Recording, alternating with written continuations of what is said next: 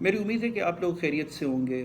آئیں ایک چیز کو سمجھتے ہیں کہ کافی دفعہ ایسا ہوتا ہے کہ والدین میں سے کسی ایک کا انتقال ہو جاتا ہے اور ایک رہ جاتا ہے۔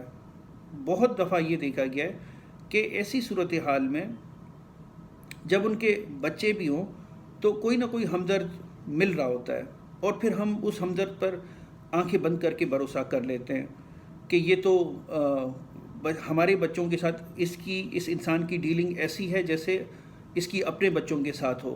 کیا ہمیں اس کی نیت کا پتہ ہے؟ کیا ہمیں اس کے پاسٹ کریکٹر کا پتہ ہے؟ کیا ہم نے اس کو ٹھیک طریقے سے اس کی جانچ پڑتال کی ہے، یا صرف ہم اس پر ایک اندھا بھروسہ کرتے ہیں؟ معاشرتی طور پر ہم لوگ فوراً متاثر ہوتے ہیں، ہم کہتے ہیں کہ یہ انسان کتنا فرشتہ صفت انسان ہے اور یہ ان یتیم بچوں کی ہیلپ کر رہا ہے۔ اب ہیلپ پڑھائی کے حوالے سے بھی ہو سکتی ہے، پیسوں کے حوالے سے بھی ہو سکتی ہے، ٹائم دینے کے حوالے سے بھی ہو سکتی ہے۔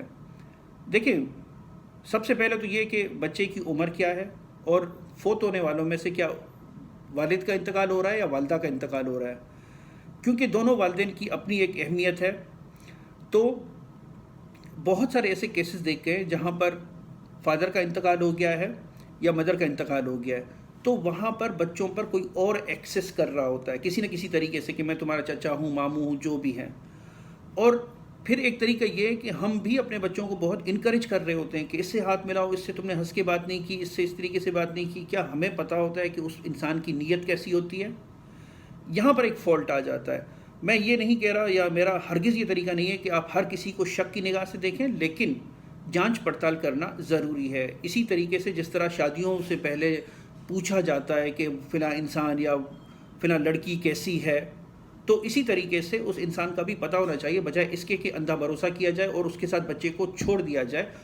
بہت دفعہ ایسا ہو رہا ہوتا ہے کہ اس بچے کے ساتھ زیادتی ہو رہی ہوتی ہے۔ اب زیادتی کی بہت ساری اقسام ہیں، ٹھیک ہے، اور چاہے 5 سال کا بچہ ہو، 8 سال کا بچہ ہو، 12 سال کا بچہ ہو یا بچی ہو، اپنے بچوں کو کسی بھی ایسے انسان کے ساتھ نہ چھوڑیں، انسپروائزڈ نہ چھوڑیں۔ یہی جو شکاری انسان ہوتا ہے جس نے زیادتی کرنی ہے، وہ اس کو ڈرا دیتا ہے۔ بہت سارے ان کے پاس حربے ہوتے ہیں کیونکہ وہ اس چیز میں بڑے پروفیشنل ہیں۔ آپ یوں سمجھیں اس چیز کو آسان الفاظ میں، کہ وہ آپ کے بچے کو ڈرا دیتا ہے کہ اگر تم نے بتایا تو میں تمہارے والدین میں سے جو بھی ہے اس کو میں بتا دوں گا کہ تمہاری رضامندی تھی، یا تم نے خود شروعات کی ہے۔ اس طرح کے ٹینس کرنے کے سینکڑوں طریقے ہوتے ہیں ان کے پاس۔ تو بجائے اس کے کہ ہم فوراً مہربان بنیں اور اوپر کی باتیں کریں سپرفیشلی، کیونکہ میں دیکھ رہا ہوتا ہوں کہ بہت ساری چیزوں کو ہم سطح پر دیکھ رہے ہوتے ہیں، ڈیپتھ میں نہیں دیکھتے، اور کافی دفعہ ڈیپتھ تھوڑی بھیانک ہوتی ہے، لوگوں کی حقیقت تھوڑی خوفناک ہوتی ہے، تو پھر ہم اس پر پردہ ڈال دیتے ہیں اور ہم نہیں نہیں نہیں سب ٹھیک ہے۔ یہ تو بڑا ہمارا ایک رد عمل ہوتا ہے کہ سب ٹھیک ہے، سب خیریت سے ہے۔ تو واقعی دیکھنا چاہیے کہ سب خیریت سے ہوتا ہے؟ کیا واقعی ایسے فرشتہ صفت بہت اچھے انسان دنیا میں ہیں؟ تو اس کے لیے آپ کے پاس کوئی اوتھینٹک ثبوت ہونا چاہیے۔ کس طریقے سے ہمارے لوگوں میں، ہمارے گھروں میں لوگ آتے ہیں اور وہ کس طریقے سے جانچ پڑتال کر رہے ہوتے ہیں، ہمیں اس چیز کا علم نہیں ہوتا۔ تو برائے کرم، خاص کر کے بچے یا خواتین، یہ رسک پر ہوتے ہیں اس پریڈیٹر انسان کے۔